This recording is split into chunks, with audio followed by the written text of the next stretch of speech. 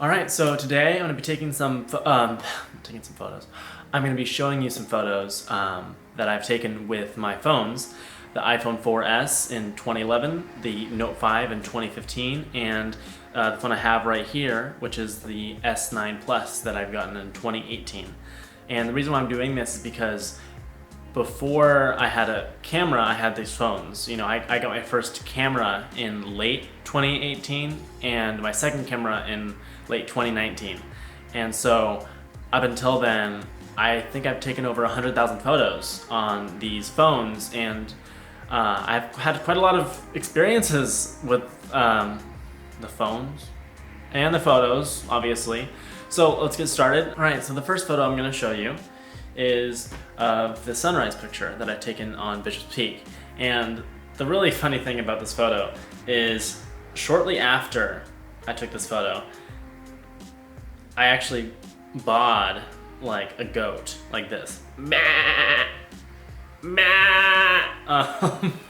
I did that to the other people on this ridgeline, and they turned around and they started like barking at me like a chicken, and so I just kept on banging at them, and it was just back and forth, and it was just really funny. And I wish I could have met them and taken some more photos of them, but they were long gone by the time I got to that second ridge. So back in 2018, I moved out of the Bay Area, and right after I moved, I went to the Golden Gate Bridge in San Francisco, and I just wanted to take some photos before I left for good for a while. And the Golden Gate Bridge is, to me, like a very difficult place to get a unique shot. I had to be there for hours in order to get something worth taking home. And so I just kind of looked around, the cars, the bridge, obviously, and I just was figuring out, what do I take a photo of? And I saw these birds, and they were flying, in formations across the sea, and they were kind of going around the trees, and they eventually started going up above the bridge. And I took this opportunity. I actually raced back from my car, and I just started taking photos on my phone. And it still took me an hour of just trying to get these birds to get in the right formation, in the right framing, so that they're not there's not one in the middle of the bridge or one, partially flying up or something. I wanted a nice little flow of birds to go right over the bridge, and I didn't want to edit anything either, to be honest. And so I ended up taking this photo, and I just kind of increased the contrast a little bit, increased the whites a little bit, but I didn't really edit it too much. It was pretty dark. I think it was 8:20 by that point I took this photo. But I just love it. I love the framing. I love how there's just this simplicity to it that I don't really find in many of the shots I take. All right, so these next two photos I'm going to show are from Yosemite, and they're from a hike called Clouds Rest. And so when I started this hike, I started it at 6:30 in the morning because I drove 4.5 hours from San Luis Obispo to Yosemite, and so I had little sleep. And so I started at 6:30, and by 10 o'clock, I was just gone. Not actually gone, but I was just falling asleep on a rock because I was so tired. And by the time that I woke up, it was 11:45 or 12 o'clock, so I slept for 2 hours in the middle of the day. People were just walking by me. I almost wanted to head back home, but I didn't. So I kept on going. And by the time I got to the top of Clouds Rest, as this photo shows, there was, a few other people. They were looking down, and it was a pretty cool view. I think you're at 12,500 feet up. And by the time I got to the very top, I looked down at, I think, Glacier's Point or one of the, big rocks, and I saw a rock fall. And I found out later, I think the next day, that I think one person died in that rock fall and another person got injured. And so that was a pretty bizarre experience because I just got to the top of the ridge, and then immediately afterwards I saw the rock fall. So that was quite an experience. On top of that, on the way back to my car, and this was about like 6 or 7 o'clock at night. I think we spent 16 hours that day hiking and just exploring. On the way back, I left my girlfriend's camera at the bottom of one of the mountains, and I went over the mountain, and so by the time I realized that I forgot the camera, I had to backtrack like a whole hour. And the worst part of this is that I had no water and barely any food. And so this was this calculation that I had to make, you know, do I come back another day to Yosemite to hike Clouds Rest to get this camera, or do I go back right now and fetch the camera and bring it back and hopefully I'll be okay. I understand this is very silly and dumb to do, but I did end up going back to getting the camera, and I ended up getting to the car okay. There was still another like 6 miles left on the hike by that point, but that was a really interesting experience to have in one day. So I was in New York City for about 2 or 3 weeks in 2018. I almost moved there to Brooklyn, but I decided not to, and so, you know, this photo is, okay. I decided not to move there, but this photo is from one, like I used to do routine walks. I used to do routine walks around the city, a lot of the times at night,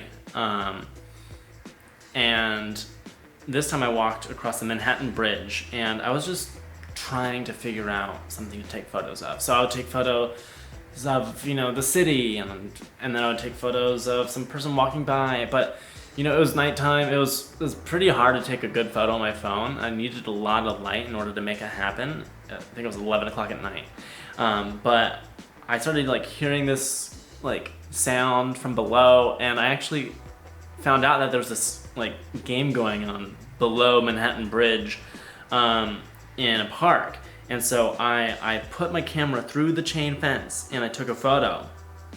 And this is what showed up. And I love the casting shadows that this has, like the long, you know, shadows that just spew. I don't know what to say for that. But, you know, this is a really favorite photo of mine.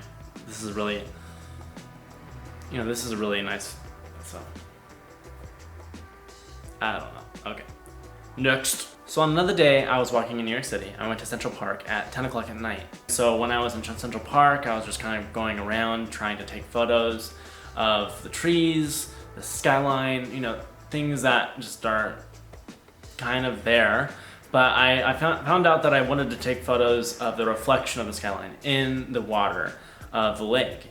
I flipped the reflection afterwards, and I just loved the result. I mean, here we have this photo, and it looks like a painting in my mind. I mean, at least part of it, the top half. And I love how in the center, it kind of creates this divide with the dots. And it kind of just goes to show that, you know, you can find a unique photo almost anywhere if you just keep on trying. And that typically ends up being the case for me. So back in 2017, hi Zabu. So this is gonna get the views. So back in 2018, I also almost moved to Seattle, and it was really hard to get a unique shot of some parts of the city, like the Space Needle. So one day I was walking around, and I found that there was this museum nearby that had some interesting architecture and like art installations. And so this first shot here is of this art installation, kind of like going above the Space Needle in a way. Oh, Zabu, don't hit the computer down. It was going above the Space Needle in the shot, as you see. Like, I just took it from real down low. And I found that to be really unique and a fun shot to have. She might like hit over that structure. Ah! What was I saying? Okay, so in this other shot here, it's actually of some railways that are going through the outside of the some railways going through the outside of the museum, and in two shots. See, this first one, I have the train going by and you don't see anything behind it. But once the train leaves, or whatever it's called there, you can see a Space Needle in the shot, and I just found that fascinating. So the last shot that I took of the Space Needle was when I was actually walking away from it. I don't know why I turned around, but I did once I passed through some buildings, and I looked up and saw that there was this satellite dish that kind of aligned perfectly with the Space Needle. The only problem was that I had my S9 Plus, which obviously has a good zoom, but not as good of a zoom or resolution as a regular camera would, and this was pretty far off in the distance. So that's why this photo is a little bit pixelated. But I thought it was really cool to have a Space Needle and to have a satellite dish in the same shot, and I call this shot Space Needles because I love puns. If that's a pun, I think that's a pun. And so yeah, that's my last shot that I would like to show you today. And thank you for showing up and coming to this video. That's a weird thing to say. So I love just taking out my photo. Not taking out my photo and and taking a phone. I love taking out my phone and taking a photo. Hey, so today I'm gonna be talking. So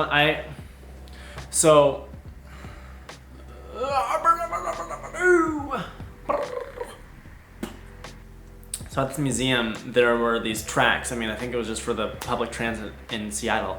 And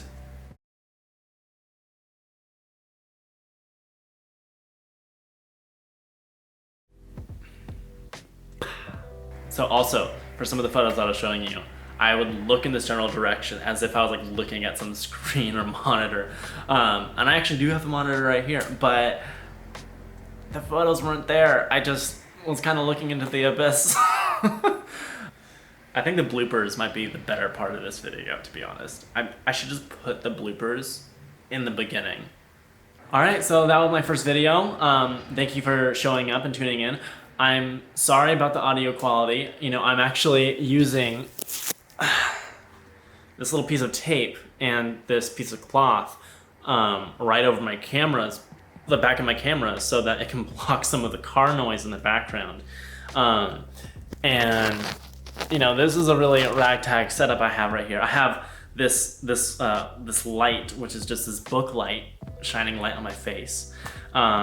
So, you know, things are getting going, but if you appreciate the content, I would appreciate some, you know, advice or a review on how I did, and I'll see you guys next time. Thank you. Bye.